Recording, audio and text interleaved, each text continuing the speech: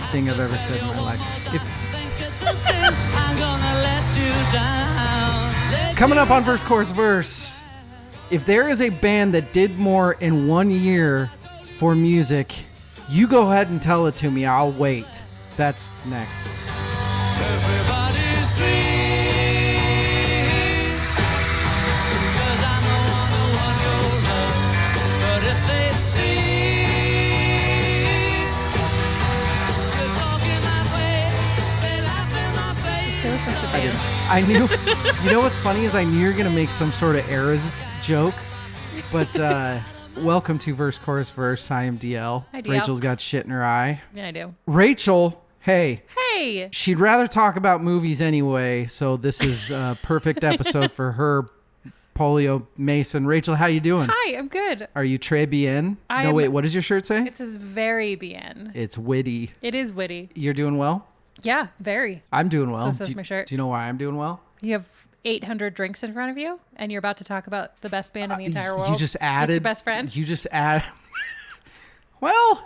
Show your face. Yes, that's actually exactly right. This snuck up. The fact that we're doing the Beatles episode already, doesn't it? Yeah. We did it a lot later last year. We're very ahead of the game this year. I've got to say, I've really got us pumping all cylinders this year. I really like it. We're kicking ass, taking names.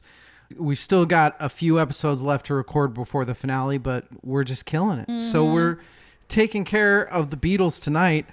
Do you remember last year? Can you remember that far back? This is a weird way to talk about the Beatles. Once a year, essentially. Once a year. Mm-hmm. The way that I have always studied through school and now is I study really, really hard. And then I get rid of all of that information to make space for all the new information that's coming in. So I re-listened to our episodes from last year, this past week, to kind of remember what we talked about and the points that we hit on. And then I looked over my notes from last year as well. Oh, you even keep your notes? Yeah. A+ student right there. Yeah, yeah. What if there's a all-inclusive quiz at the end of this? Ladies and gentlemen, no foreplay here. We're talking about the Beatles. Last year, we started it off. We'll say their first couple albums, right? That's Please Please Me, their second album.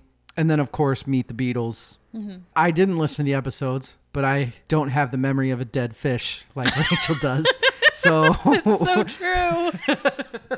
We liked Please Please Me. Yes. We did not so much like their second album because it's regurgitated, let's play black people's music and make it popular. Yeah. And then Meet the Beatles, which is just incredible. Mm-hmm. We tended to agree on basically everything last year. You have very good Beatles taste. Well, you know what I did is I just picked everything and said we should listen to it. It's pretty easy to have good Beatles taste. Yeah.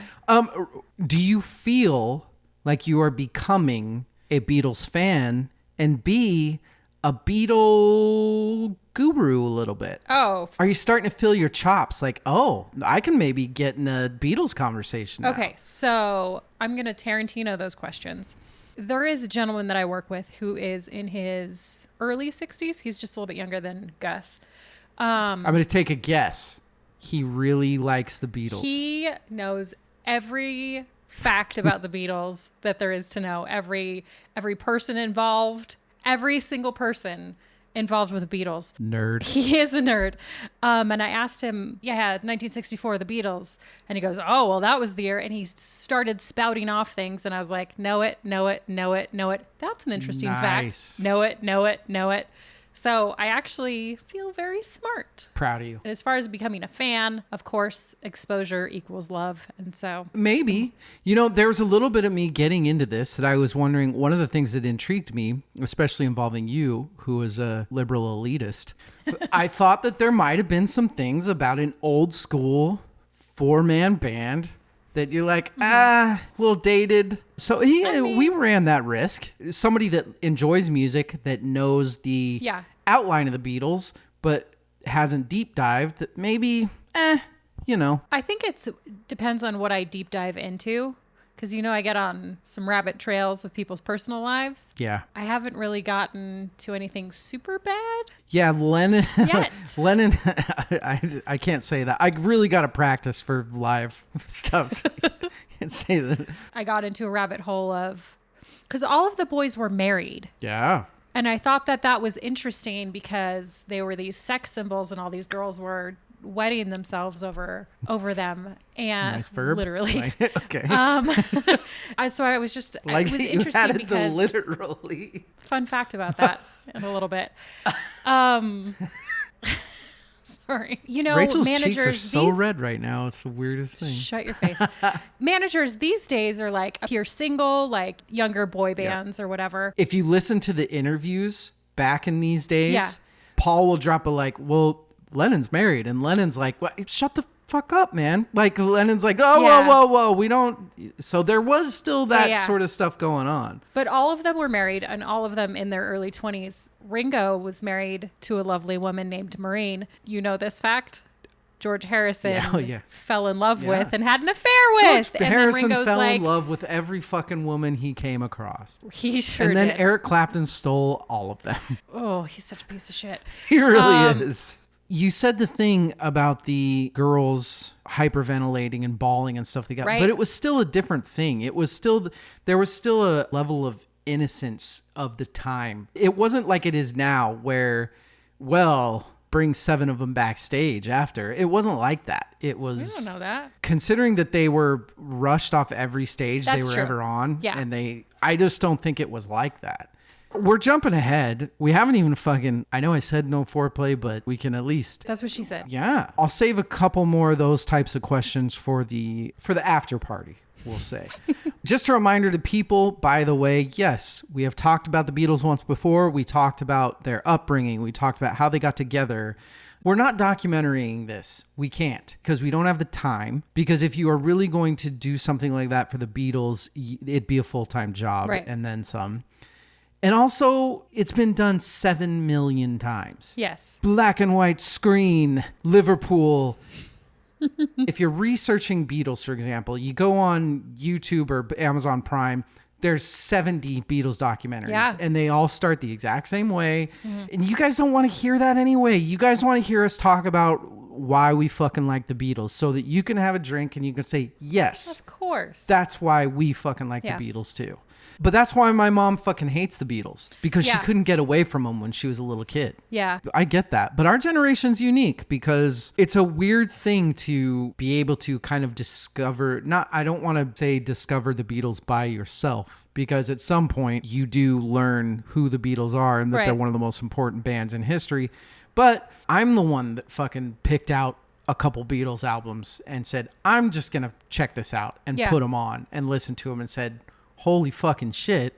This is the greatest thing I've ever heard. It's a cool thing for our generation to be able to, rediscover. The guy at work gave a lecture on the Beatles. And so while he lectured, he also was like, oh, well, and this is a song, and this is a song, and let's play a Ringo song, and let's play a George song.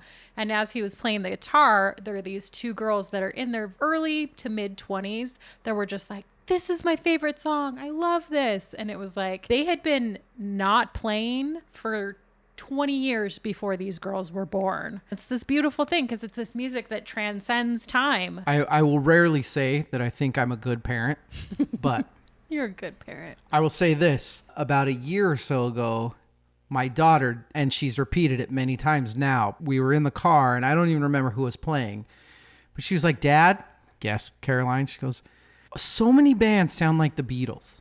I am amazed. I'm an amazing parent. Yeah. That sentence alone from my daughter tells me that I'm an amazing parent. She's going to be a Beatles fan, gonna be a so massive Beatles fan her whole life. Well, She's already smart, but pain in the ass. kids are the The worst. Beatles. It's the second episode. We're talking about 1964 and 1964 only. I know this might be a little, I don't want to say confusing, a little why did you pick this? If you're wondering that, you're an idiot. I understand that in the first episode, a lot of the stuff that we talked about happened in 1964. But if you are talking about the Beatles, making an hour total episode on 1964 is necessary. There's a lot that happened in 1964. There's a lot to cover. So that's what we're talking about tonight. We're talking about 64. I'm excited. It makes me excited to keep doing this and talk about it next year. Yeah. We can't talk about 1964 yet. We got to talk about the most important part of the night. Rachel, what are you drinking tonight? I'm glad you started with me because your drinks look better than my drinks. My drink is actually very embarrassing.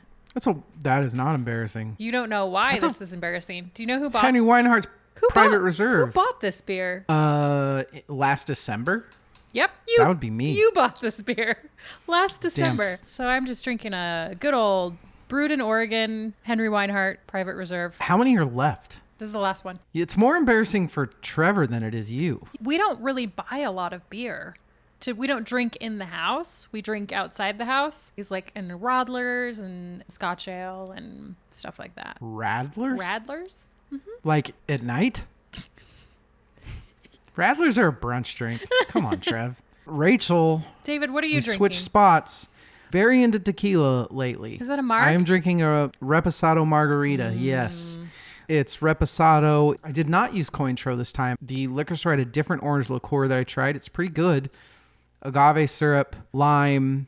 It is a cinnamon and salt. Ooh. I was wondering rim. because it looked a little tahini. I figured Reposado, try some cinnamon. Because Because it's fall. Rachel, if you are ever asked, and I doubt you will, but maybe, Who knows? if you are ever asked to take a shot of Reposado, ask for orange and cinnamon. Okay. Just Greatest thing cinnamon. in the world. Very, very good. This is really, really good. I also have a beer, a water, and Red Bull. I'm ready to go. Let's take a break. We'll be right back.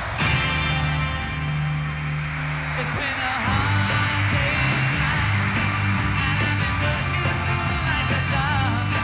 It's been a hard day's night, I could be sleeping like a log. But when I get home to you, I find the things that you do make me feel alright. We are back. The Beatles in 1964. They actually had the same members at Yeah, this they did. point. John, George, Paul, and Ringo. And it would be for a while. Do we want to timeline this bitch? Do we want to go... How do we want to do this? So all the stuff that happened in January we already talked about. We talked about Please Please Me. We talked about introducing the Beatles. We talked about Meet the Beatles. Yeah. We talked about the fact that they did the German recordings, Come Get Me Dinah Hunt. All of that happened in fucking January of 1964. Yeah. That's ridiculous. We can go to the U.S. tour, February. Yeah, it starts in February. February of 64, the Beatles arrive in where? JFK? Arrive JFK. at JFK. The newly named JFK. Well, that makes sense. Yep. You know what's weird? You know where I was today? JFK? JFK Airport. Wait, today? I was. Oh, yeah, I you flew came back in from Maine today. That's right. Did you have some lobster? I didn't have time. I'd never been to Maine. Reminds me a lot of the Oregon coast. Oh, okay. Yeah. What were you doing in Maine? Work. Personal question? Okay. what I Maine, that's do. a weird one for work, isn't it? New England Veterinary Conference. You do vet stuff? When are you going to quit? Sorry. When you start your OnlyFans, we make some fucking money. Have you seen my feet? when- They're very nice. Ew. What's wrong with feet? Are you like a not feet guy? No, I'm not a not feet guy. You're just I'm not a feet guy. You know what I am? I'm not a person that likes feet guy. Those people that like the feet, I don't like them. That's fair. But, I feel bad for feet. They do all the fucking work. Yeah. And people are like, ew, your feet. Don't take your socks That's true. off. People have their things though. 1964 tour, kind of considered the first major rock and roll concert tour in the history of pop music, right? Yes, sure was. Yeah. And it was intense too. I'm surprised they knew how to do it and do it so well, Ooh, I like... to be honest. Why do you say that? Well, because, we've talked about the first couple albums that were put together, and people didn't really know what they were doing. They just kind of threw shit together. But the planning of the American tour and the European tour, the world tour, I guess it wasn't just Europe, but seemed very streamlined and very impressive. Yeah. So, Completely agree. The North American tour was 32 shows. I think in this episode, maybe we should take a drink every time we say that the Beatles set the blueprint for what was going to happen for the next 50 years. I was just going to say, I feel like we should play a drinking game because I have no responsibilities. Let's fucking do this drinking game. So it has to be Has to Italian? be Italian. Why are you? She's doing the. What is So that? we take Chef's a drink kiss of Italian Amaretto thing? and then we shove some pasta in our face. It's an Italian. Italian I thing. get it. It took me a second. You got there. I think I have throat cancer. I have this weirdest throat pain. But no, you're absolutely right. The Beatles, they kind of set the blueprint for a U.S. tour. Woohoo! It's gonna be fun. We'll go there first. 32 shows. They land in JFK. Yep. The absurdity. You've all seen the videos, the shows, the thousands of people that are waiting for them at the airports, Yes. screaming and wailing and gnashing teeth. Crazy shit, right? Yes. I mean, I guess we're post 9/11. So the idea of that many teenagers screaming allowed to be that We close just can't to get away anyone from 9/11 on this on government goddamn property. podcast, can we? Never forget, I David. was just gonna say I keep forgetting why we keep talking about it, but Can't not remember. It's insane watching the footage of how close these girls were allowed to get right? to these four guys. And how It is much they're insane. fucking trampling each other. Like, how did people not die in every single fucking concert? I did find a couple numbers of like girls that got sent to the hospital, but I found No deaths. no fatalities. I mean, there was one that got shoved under the rug or Yeah, something. by Big Beetle. I'm glad you got that. That was a give or That was take. good. That could have That gone was bad. good. Impressive, actually. I guess because it's all women, so there's women on top. Well, that's just sexist. Wait, what? What was that sentence you were about to say? It doesn't matter, David. February, they land in JFK, Mm-hmm. and then 2 days later, they're on the Ed Sullivan Show. Right. And while this is not the first time this isn't even the first time they've been on a show in America.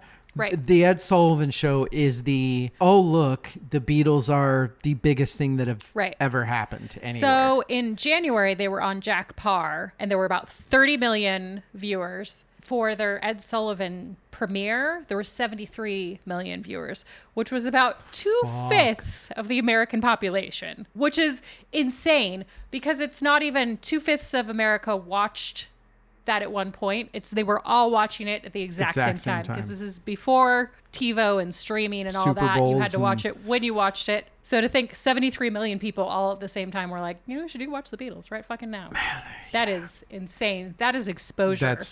All the shows sold out. All these venues had been accustomed to 1,000, 5,000, 8,000 people attendance, and these guys are bringing in But even basis. I mean, those numbers the basis back then. of the point was that all of a sudden these venues were dealing with quadruple the numbers that they had ever had to deal with before. Right. 728 seats at the Ed Sullivan Show. They got over 52,000 calls of people requesting tickets just to go to the fucking thing. This leads us to kind of into the Beatlemania talk. There had never been anything like it. There's never been anything like it since. Rachel made kind of a joke, but it's earnest. I think the closest thing we've seen happened this year with the Eras Tour. Right. But just to put it in perspective, we're talking like Secretariat at the Belmont. That is such a fucking terrible metaphor that nobody's going to understand. The percentages and the money seen at the time in comparison to what had been. Yeah. There will never be anything even close to this unless some fucking weird band comes and hundreds of millions of people come to these concerts. Nobody'd ever seen anything even close to this sort of shit. Like you said, that I said, closest thing that we've seen is the Eras Tour and how insane that is and how everything's selling out so quickly and there's so much demand like there was for the Ed Sullivan Show. Mm-hmm. The fact that this happened when your modes of information were a newspaper, the radio, and TV. And again, we're talking about before things were recorded. You're having to hear something live and then having to hear it from your friends. There's not a phone in front of you with all of the information in the entire world. All of these numbers were because of word of mouth and because of radio and because of TV. Yeah. That is insane. It really is. Your 3 television stations and your 10 10 radio stations. Yeah. There's also, because of what you were talking about with the radio and the TV and the lack of the communication that we have now, there was a lot less of a cultural interaction between Britain and America. Right. British movies weren't in the US. There wasn't, there was nothing like that going on. What's fucking hilarious is the people trying to put this on and campaigning the airlines and things like that. They didn't even think that this was necessarily financially justifiable. No, a lot of Americans that had heard of the Beatles, grown-ups, if you will, thought that it was a ridiculous idea to bring the Beatles over. They weren't going to be anything. It created this interesting dynamic where this very clean-cut, good-looking group of men was now this rebellion for children because their parents thought they were worth nothing. And Yeah. so the kids kind of went after it of like, no, they totally are. Let's listen to this. And it grew into this monster that everybody wanted to hear the Beatles. I'm just going to do it because I'm going to make us drink. This paved the way, gave the blueprint for musical artists, because one of the things that the Beatles did, I'm going to take a drink, and we'll get to somebody that they met in the US that led to this. They refused to perform at segregated concerts. Yes. I think what was the first one? Florida, Yes. Jacksonville, the Gator Bowl. Yeah. They refused to play. And the officials in Florida relented because they knew the amount of income that they were dropping. Yeah. This is a big fucking deal. This is 64 Yes. that they're doing this. That's amazing. Segregation in the States is, 1963. So this is very shortly after, before Yeah. segregation became illegal. And so people And were... U.S. gets a justifiably bad rep, but Britain Britain has not treated non-white people well. Sure. In the same way either. Yeah. In some cases, much later than the U.S. Some cases very recently, actually. Regardless, these guys were ahead of the game at the time politically. You know who else didn't think that this tour was going to go well? Who's that, David? The Beatles. That's true. John they were Lennon- like, ooh, fingers crossed. John Lennon's quote, which is one of my favorite quotes of all time. Yeah. Why would we think that we could be big when they have Little Richard over there? That's right. That's so good. Yeah. That's such a good line. Elvis and Chuck Berry and Little Richard, they are feeling like they're coming into this place that I'm trying so hard not to do sports references, and it's so hard. Going into the fucking symphony, auditioning against people that have been in the first and second chairs and just thinking, Sure. Their music, obviously, at this time was insanely good already. yes, A couple albums in. But it's crazy to think about how these guys thought about themselves and how they viewed themselves in the world of music. one of the many things to me that makes them so likable. Yes. Much as they might have been pricks for this and pricks for that or whatever, because Yeah. when you're the most famous people of all time, how are you not going to be? But they were always so respectful and in awe of the artists that they learned from. Do we want to get into the label issues? Do we care about the label issues? Kind of up to you if you want I just to. don't. I don't think people give a shit, or you already know. It's there I was mean, there there's was a bit of- issues with introducing the Beatles versus Meet the Beatles. There was this weird.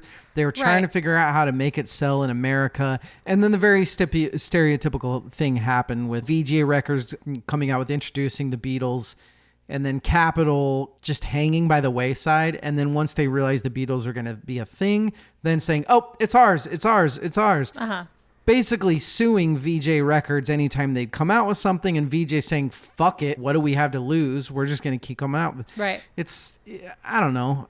Do we need to say more about it? No. Good. I don't care about label stuff. Surprise, surprise, the labels fucking suck. Yeah. We're deep in the heart of Beatlemania. During the Beatles' first visit to the States, Americans bought more than 2 million Beatles records and more than $2.5 million worth of Beatles-related goods. I wish, and it'd be... In 9 days. It'd be so...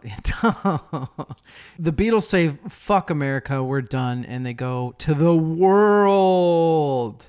It's not the whole world. It's 30 shows. Right. And Hong Kong and Australia and other places. That's fast. England. Denmark, Netherlands, Hong Kong, Australia, New Zealand, I got most of those. and then England, Sweden. One of the things that I wanted to take a little bit of a deeper dive into now, which actually happened on the US tour part of it, was when the Beatles meet Bob Dylan. Yes. Who Rachel seems very excited about this. Bobby. August 28th, 1964. With the 60s being possibly the most prolific musical explosion in America, these were the two most prolific artists. Them meeting, it brought two amazing things. It brought Bob Dylan telling them that you are the greatest band that's ever going to be. You need to start thinking bigger. And then he also handed them marijuana and said, "Hey, smoke this." Right. everything changed. So apparently the Beatles tried to hand him some amphetamines and he's like, I'm good. Oh, I didn't know that. Yeah. Dylan said, no, I prefer cheap wine. And then he said, here, have some marijuana. And they had all had a little bit before. Ringo, Yeah. being Ringo, didn't understand how to smoke joints with people, apparently. Bob hands him a joint. He smokes the entire thing Like a cigarette. like a cigarette. And so then they just get really high and start talking about music. I don't want to talk down, but just so people understand, those of you that aren't in the super know of the 60s, this is prime Dylan. He's just coming off the back of Freewheelin' Bob Dylan. Times there are a changin'. I don't want to say at his peak because he was at his peak for a long time, Right. but this is peak 60s. Holy shit. This guy is saying things that we need to hear. He was really setting the blueprint Well done. for the 60s. He was so forward thinking. You might even say he set the blueprint for what the Beatles would become for the next 4 years. 100%. When you listen to Bob Dylan, parts of the later 60s, in the early 60s when that was released, and you can hear a lot of his influence in the Beatles' later music. That's what the 60s became, was that vibe, that free thinking, damn the man, save the empire. It's an important thing to touch on because Bob Dylan, like we just said, the Beatles talk a lot about their influences. Right. And how much they love all of these artists.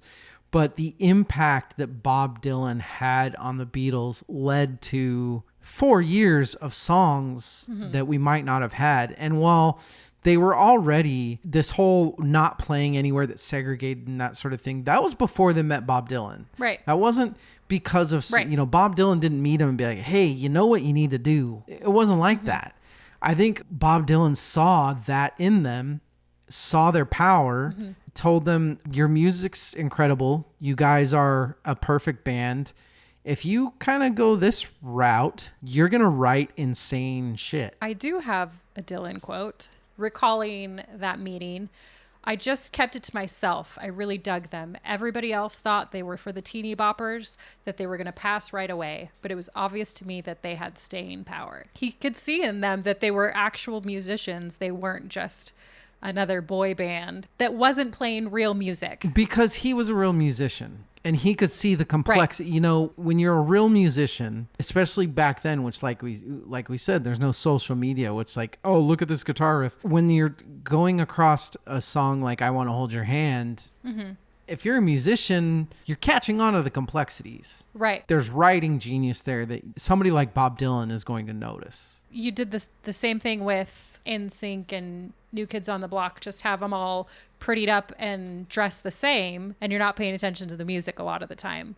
The Beatles, there was that visual that looks like every other boy band. Like they were very clean cut, subjectively longer hair, but still very clean cut looking, wearing suits. And I did find a quote that was talking, it was one of John's friends had said, I can't believe they're dressing like that. They look like idiots. Like Dylan saw past all that. If you close your eyes, you can hear that they are actually amazing musicians and they're not just this thing that women scream at. Let's not bring In Sync or whatever into this. They're though. coming This is a back. They're safe- making a comeback. Do you give a shit? Why would you give a shit?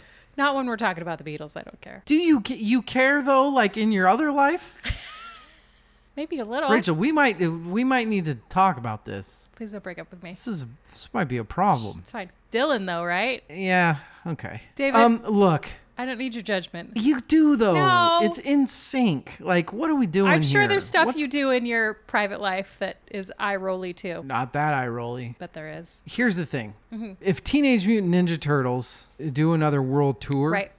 I'm not gonna be like, oh, "Fuck, they're back! Yay!" What are we doing here? Here's the thing. I feel like there are certain bands and groups that get a resurgence. Like I went to go see Elton John a couple years ago, and what? I'm just waiting for the comparison of Elton John and In Sync to. That's the thing. Elton John didn't really take a huge enough break to get shitty. He's just amazing. He's always been amazing. He will always be amazing just because of who he is. I feel like there are certain musicians that if they stop working for a little while, get kind of shitty. So you're saying that the reason NSYNC is bad is because they haven't played in a long time? I am saying I don't think that were strong enough and are strong enough to be good if they went back together and did anything. I don't understand what we're doing here. I don't, This has gotten so far off track. because I'm trying to have an intervention and it's not working. I'm not good at interventions. Which is weird because you're kind of an asshole. look. So I feel like you should be better. You should just tell me I'm wrong. The NSYNC thing is just worrisome. Is it though? It's- Because I admitted it's- they were not really that good and would probably be exponentially worse. But you very clearly, at the beginning of it, like your eyes lit up. You very clearly are intrigued by this NSYNC That's thing. fair. You are very clearly into it. There's a little bit of excitement of like your childhood boyfriends like getting back together and singing a song. By this age, you're supposed to realize that Vanilla Ice was a fucking phony douchebag. Okay, first of all, Vanilla Ice and NSYNC are very different. Are they? Yeah, I feel like Vanilla Ice knew how campy and bad he was. And this is an argument for NSYNC? It's just against Vanilla Ice, I guess. I'm just against putting them in the same category. Look, we've talked enough about NSYNC Let's cut all of this on out. this episode. None of We've that got- needs to I'm be. gonna. Okay, good. Where were we? We're at a break. We'll see how it goes. We'll be right back. I wanna be your man. I wanna be your man. I wanna be your man. I wanna be your man. I wanna be your man.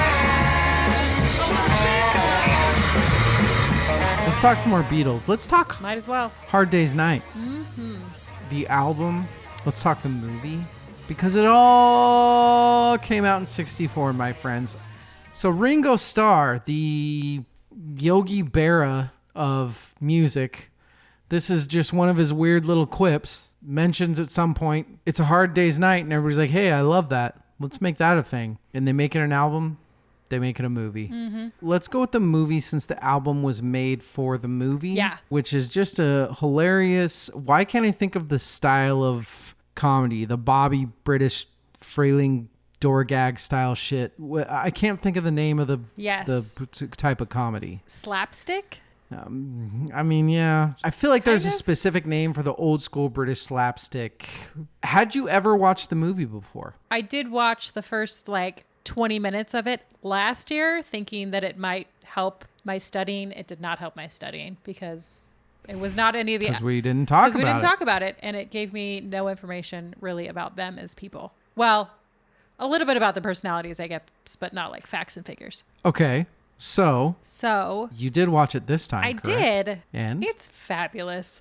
It's very cute. It's very family friendly. And I think it was an ingenious way to help sell albums. Yeah. Ingenious. Because you have almost every single song on the album integrated into that. You have girls going to watch this movie, kids, teenagers going to watch this movie, loving the music, loving them as people because they come off very charming, very funny. There's a joke every couple seconds. Yep. And they want more of it, so they buy the album. So they go to the movie, they buy the album, everybody wins. It's very we're young and dry and quirky.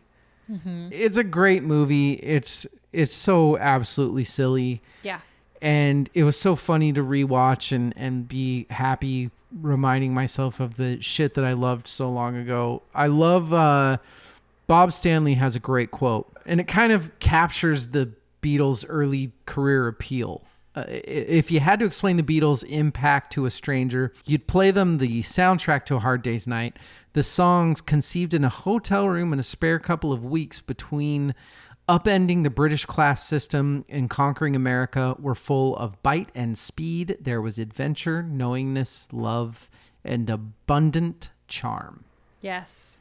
That is a very good quote. And there's also just some really funny fucking terrible acting in the best way. Yeah. The very beginning where they're in the cab with Paul's grandpa. Like Ringo's first line, they're like, I don't know if he can spell. And then I'm not going to say it. Watch that scene, watch Ringo's first line, and then forces a laugh at his own line. And it's the funniest thing I've ever seen in my life. You know exactly what I'm talking about, don't you?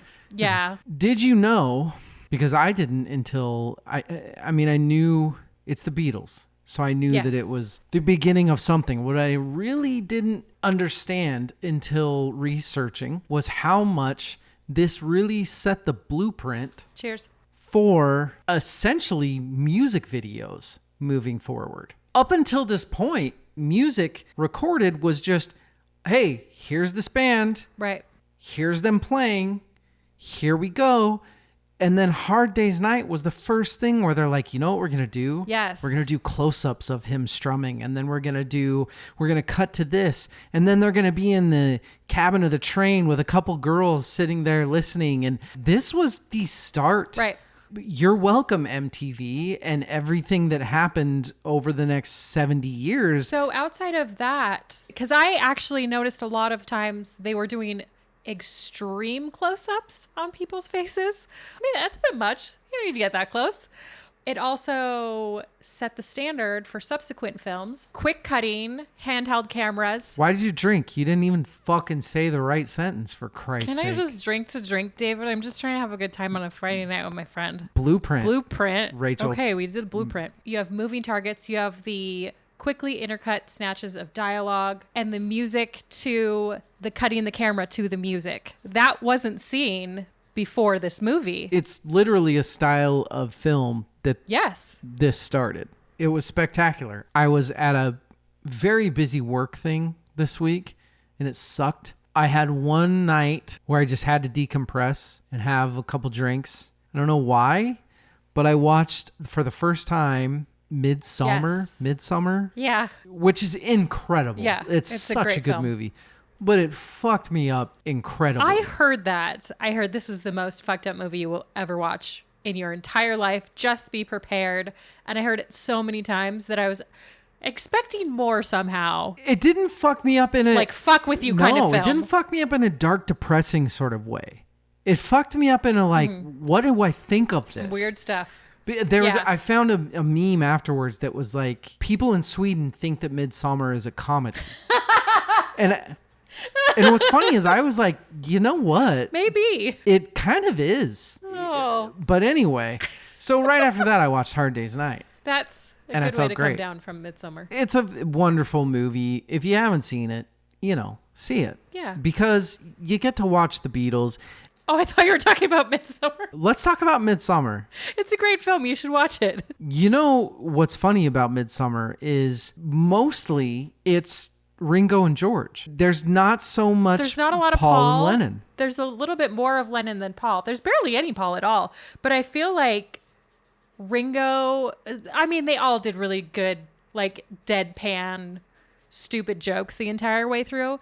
But I feel like 60s Ringo is so likable. he's so likable, and I feel like so many people, he was such an easy target, talking about his big nose or how he was the least popular, Yeah. so he didn't get any fan mail. You make the rhythm, but they don't pay any attention to you. Yeah. And, I'm going to live my life. And then he go out and take I'm gonna go take fucking pictures. photos. Yeah. This is really livid. Let's talk about the music. Let's talk about the quote unquote soundtrack Yeah. for A Hard Day's Night, which was written in 8 days, which is just fucking insane. That's crazy. The title track written in one night by the John Lennon. John Lennon was really doing the heavy lifting at this point. Yeah. He was just on it. He just knew how to fucking write a song at this point. Yeah. And there are songs on here that Paul did that were great, but Hard Day's Night, John Lennon really kicked ass. Except Hundo. for one of the bigger songs, Can't Buy Me Love. Let's see, John Lennon quote, "That's Paul's completely. Maybe I had something to do with the chorus, but I don't know. I always consider it his song." I thought it was funny that they said, "Can't buy me love," but an album or two ago, they said, "I want money." Well, what I would guess is John Lennon was like, you know what song we need to steal is I Want Money, which is Yeah. ironic. And then Paul McCartney was like, Can't Buy Me Love. Sure. We're not good at this. This is horrible. At least it'll be really long and you can cut it down. That's what she said. Have you ever heard Can't Buy Me Love? I had heard Can't Buy Me Love before listening to this album. Did you enjoy it? I mean, I'd heard it about 45 million times before. Fun fact. Did you know, is it grotty? Disgusting? Grody? No, Grotty, grotty. Is that a word? Is it like a British slang word?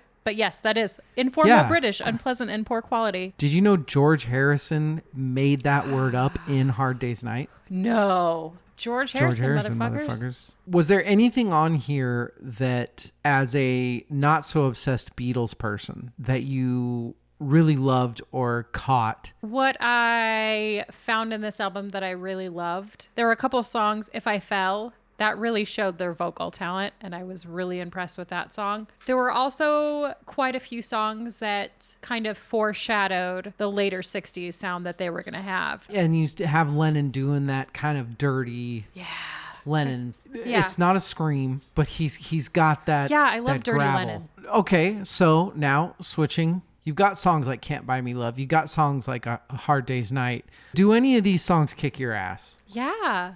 This album really starts to show their multi-dimensional Chutzpah? talent. It's not this one sound. You're seeing their talent as musicians, and you're seeing all the different directions they could go, and they do end up going. It's interesting because there's so many different sounds going on, but it's so well put together. I would comfortably say one of my 5 favorite guitar solos of all time is on this album. And where? Hard Day's Night. One of your 5 favorite ever?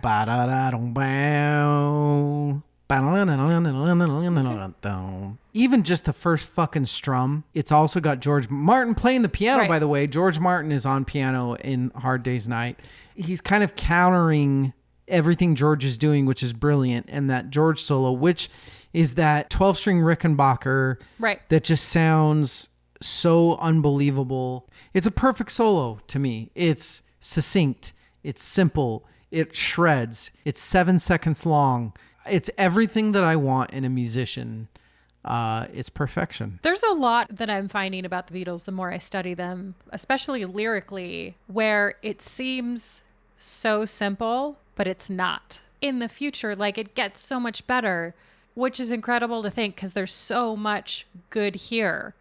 Really look at it and really dissect it and really go, listen to this guitar solo. No. Think about those lyrics. Think about how that phrase was written. Yes, it is the most simple words it's an 8th grade level of words, but it's so complex. Yeah. The way that they have put them together. You listen to Hard Day's Night, it sounds very typical Yeah. pop Beatles. It's not. George Martin, he's playing an F but it's not an F. It's an F.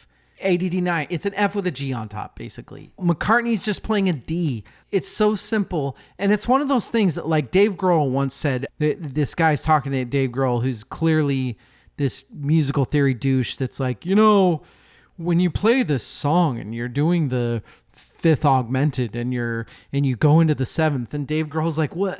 Right. I have no idea what you're talking about. Yeah. This sounded rad, so I played it. That's what I think the Beatles did. Yeah. And they were just so fucking brilliant in their time that it just worked. They were so talented that they just kind of fell into this stuff, not purposefully going, let's make these super complex chords because we will sound very smart, but just rather, these things sound really good together, so I'm going to do it this way. John Lennon and Paul McCartney's, I'm sure we talked about it in the last episode, but their voices together. Yeah. They are the most perfect voices you're going to hear together. Right. It doesn't just happen. Right. Or it does just happen. It did And just it just happen. happened. It did just It happened. happen. Where are you? Oh, we're talking about Midsummer. Fine film. Yes. That was my first Florence Pugh movie. Beatles for Sale. We're getting to the very end of 1964, and they come out with Beatles for Sale. Rachel, had you heard any songs off of Beatles for Sale? I had heard rock and roll You have. music. The ones they didn't write. Yes, I heard the one song they did. Yeah. I maybe had But you heard. had- Oh, Kansas City. Hey. You'd heard 8 Days a Week. Oh, that's true. I know. That's why I said it. David. All week long, I was going to people and humming. I was like, hey, what song is this? And I hummed it. And they're like, it's on the tip of my tongue. I know it. And I couldn't think of the song, and I couldn't think of the words of the song. It's something about a roller coaster. It's Every Day by Buddy Holly. That's what the song is. And that's why I think I've heard it. Why didn't you ask me? Well, because here's the thing. sometimes when I ask you things, you're like, are you finally fucking studying? And this was earlier in the week. And so I thought, he's going to I would have think been impressed. I should have called blew you it. and hummed to you. Words of Love is on here. Honey, Don't. They didn't write 1, 2, 3, 4, 5, 6 of these songs. And there's, I don't rock really and roll respect music. this album. That's what I'm saying. This is kind of another one of those second album sort of things, especially it's not the Beatles' fault, just so nobody fucking writes me and complains. Yes. Everybody was doing this back then. And the Beatles were the ones that, hey, write your own shit, Right. come out with your own album. The Beatles were the ones Right. that started that. So And also you have the irony of the name of the album is Beatles for Sale. Like, it's just a product. Good It's point. Not like actual good written music. I don't like the version of Kansas City on here. Yeah. Kansas City is one of my favorite blues songs of all time, and it's kind of fucked up in some medley that I don't like. Beatles for Sale is Beatles for Sale, and I'm not going to spend a lot of time on it because there's other things to talk about. Yeah, there are. Hey, What? Rachel, David, let's do some awards and categories. let's do it. Act excited. That's what she said. Yay! All right, awards and categories. John Prine Award. Rachel, any lyrics that stick out that you think, my God, so good? So Très bien. last year I said, she's just 17, if you know what I mean. And those were just like the best Beatles lyrics ever written. So it was kind of hard to like pull that again. That's what she said. I said, my tears are falling like rain from the sky. Is it for her or myself that I cry? The stupid analogy of rain and tears and that everybody uses all the time. But then following it up with an introspective that makes you question everything before. Oh, I like that. That's good. Like I said before, there's so many lyrics that those are so simple, but the way that they're arranged is very good. I got something to say that might cause you pain. If I catch you talking to that boy again, I'm going to let you down and leave you flat. You Can't Do That by the Beatles, by John Lennon, is now notorious for being a, what do we say? Controlling? God forbid we keep our women in check. No, but my real answer is, and so my love, I must go. And though I lose a friend, in the end, you will know. Do I want to say this now? Don't blow your load. She says that so much. Just think about baseball. It's one of the first great Beatle lyrics to me. I think this is when they really started to, it wasn't some, we got to sit down and write lovey lyrics. And Beatles for Sale, it's not a lot of the, oh, my girl, oh, there's a lot of different stuff on there. And this was the intro to that. The Greta Van Fleet Most Obvious Influence Award, Rachel. The Monkees. And even this film influencing the Monkees TV show and all that garbagey slapstick stuff that came after it. There's so much that they were just a band mocking everyone and music. We should do a Monkees show. Nope. I've got 3. Oh, okay. George Harrison made the 12-string guitar a thing. He really set the blueprint for that. One of the bigger bands that got massive in the late 60s, the Byrds, basically their whole structure was this album, was Hard Day's Night. Sure. The Hard Day's Night movie, I had no idea how influential it was. They really paved the way for fucking music videos, basically. That movie, it was given 16 weeks. They shot it in 7 weeks. The entire film they shot in 7 weeks. I mean, if you watch it, it certainly I seems. can see that. Yes. The budget on it at the time was 529,000 American, which in my inflation calculator was 5.2 million, and it grossed the equivalent of 79 million. Damn. And it was, Gina. again, such a simple film, but it was so good and so accepted by everybody in the US and in the UK, and it just really helped them sell albums. So smart thinking. Look, do you have a top 5 favorite Beatles songs thus far? I'm cutting it down right now. Honorable mention, you get 1. Deal. And the only reason you get 1 is because I had a really hard time leaving this song off. So you only get 1 because I had the exact same problem as you did. Exactly. I'll Follow the Sun is my honorable mention because It's such a good song. it's one of the first, Yeah. wait, this isn't just a fucking pop group. This is going to be a real thing. I will go with my number 5. You already talked about it in this episode because she was just 17. I saw her standing there as still my number 5. Rachel, what's your honorable mentions and then your 5th favorite? I'm kind of interested to see how aligned we are on these. My honorable mention is Words of Love. Oh, okay. Like I said, it was just foreshadowing for everything. That does have that kind of Buddy Holly vibe, that Simon and Garfunkel sort of. Yes. That's a good one. That's funny you say that because when I had earlier today was listening to it in the car and it went on to something I don't remember and then went on to Simon and Garfunkel after. Rachel, David, I'm pretty good at music. at least you can do one thing right. 5, I saw her standing there. Holy shit, really? I know. That's It's a what great song. I'm interested to see Okay, well, so how what's your samesies 4? we are. What's If your I 4? Fell, which I know is not on your list. No, it's not. Too slow. Too Great slow. song.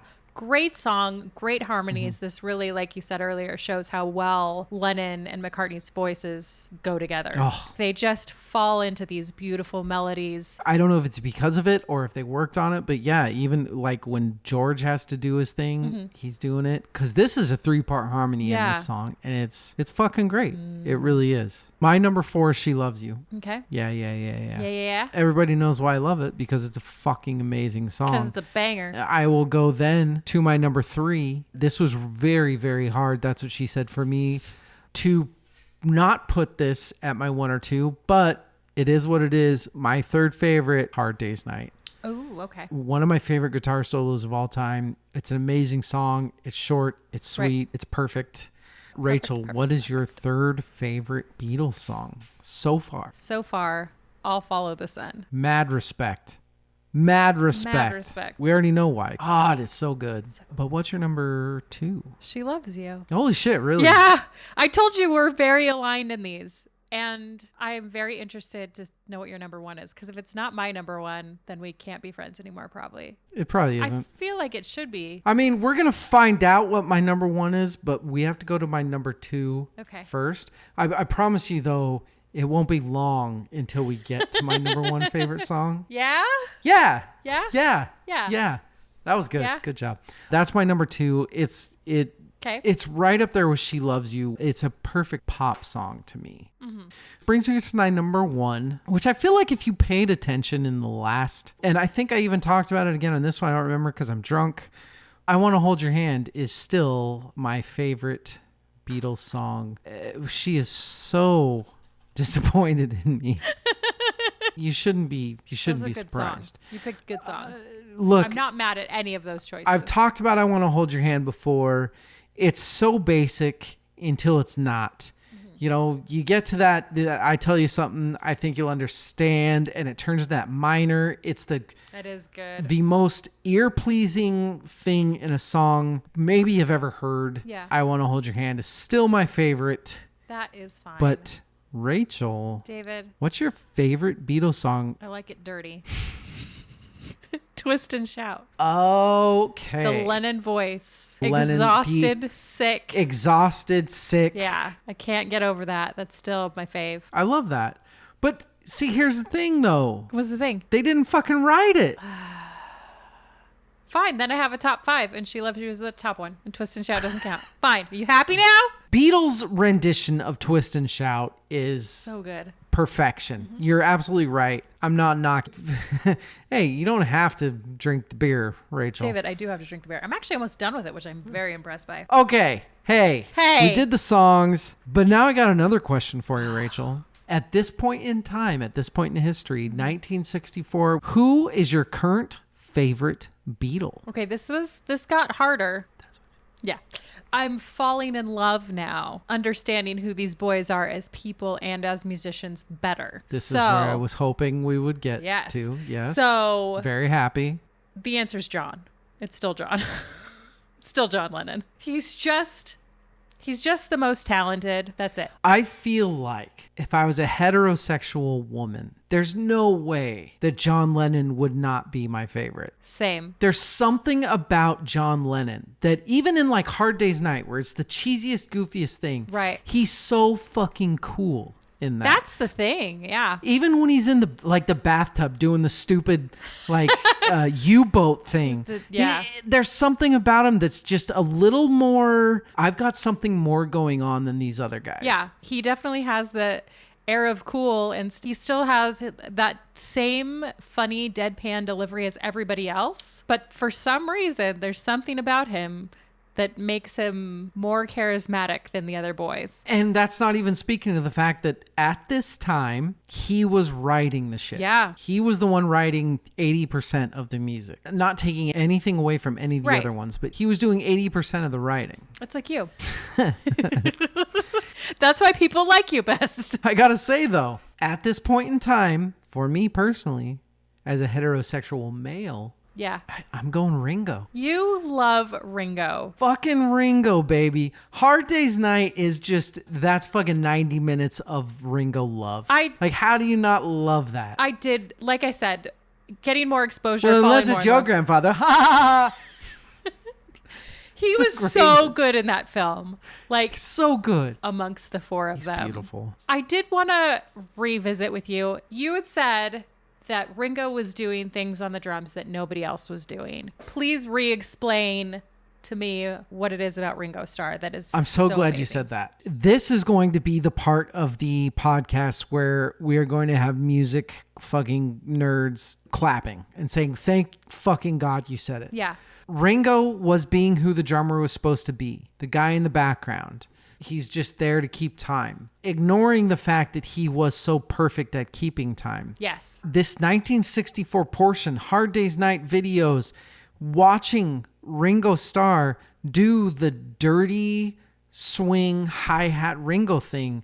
This was a new thing. Yeah. People saw him playing his hi-hat. It's not just this straight tap, tap, Right. tap. It's this windshield wiper motion that he's doing. It established this whole new thing. It's a fucking Ringo swing. To this day, if you are a drummer, Sure. a producer will say, you know what we need? We need a Ringo swing. You have a way of drumming named after you. Yeah. In 30 years, when somebody is like, hey, you know what? You need to do the DL thing. Just be an asshole. Is that new? Is that a new thing? Be a super hot jerk. Rachel, Yes. let's rank some albums. Okay. What's your least favorite Beatles album thus far? It's the same as yours, and it is Beatles for Sale. How did you know Because that? it's the worst. There was no part of you that thought it might be the second album. No. Air 5, good job. When you said that, when you said it's the same as yours, I really thought you were going to say the Beatles' second album. No. It's because She Loves You is on the Beatles' second album. Mm-hmm. Fourth favorite is second album. Correct. Right? Number 3, Okay. Please Please Me. Agreed. But Number 2. these two albums fucking rock. But which is better? This took me a long time to figure out. Okay. But I still have a reigning champ. My number 2 is Hard Day's Night. Was that exact same? Mm-hmm. Don't make that. You have to finish the drink. We have the exact same. So far, We're the same person. we have the exact same. Rachel, thus far, are the Beatles overrated? No. No, they're not. Go fuck They're yourself. awesome. Where do they stand in the pantheon for you at this point? I think they are probably the band in all of the music that I respect the most. Their musical talent, their evolution, their dedication to the craft. As far as my knowledge is at this point, I have to say that they are the best, most respectable band in my brain. We are achieving what we wanted to achieve. We have already turned Rachel into a massive Beatles fan, and I'm telling you, just wait. Just wait. Just wait. Because next year we've got Help coming. We're going to be talking about Rubber Soul. Rachel's already the fan now, and eventually she's going to become psychotic like all of us, and I love it. That's the thing. Why you're so smart. I'm listening. Making me fall in love with the Beatles. You understand that my Achilles heel is rabbit holes and studying all of the things that aren't necessarily the music. And there's so much information about the Beatles. Because they just kept doing things that hadn't been done. They just kept. Right? There's so much. out there about them. There really is. We've got 10 more years of this. Yay! And then we'll just start over and we'll just go We'll again. just do it one more time. This was a blast. This was a great episode. I got to talk about the Beatles with Rachel. I'm an extremely happy person right now. What is that? Jazz fingers? Jazz hands, spirit fingers. Jazz hands. Sorry, I don't know why I said. Oh, because I'm drunk. That's why. Join us next week. What do we got next week? We're already there. Can you even believe it? What did we miss this year? Oh my That's God. right. Rachel, Evil, and I. 20 albums that we didn't get to this year. A lot of albums. She's so excited. She's listened to 0 of them, and she's going to be ready to go. VerseChorusVerse.com at VerseChorusVersePod. Hey, Rachel, David. you know, as much shit as I give you, if I'm talking the Beatles with you, I like you at least a little A bit. little bit. Everybody, we love you. Go listen to the fucking Beatles, you morons. Good night. Good You're luck. so verbally abusive. Oh, I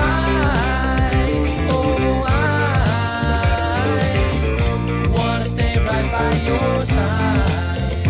'Cause you and me, we fit together naturally.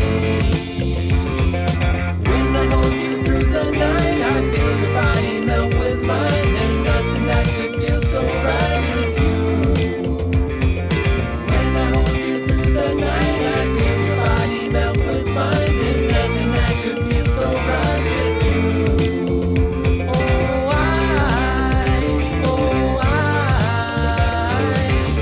I wanna stay right by your side. 'Cause you and me, we fit together naturally.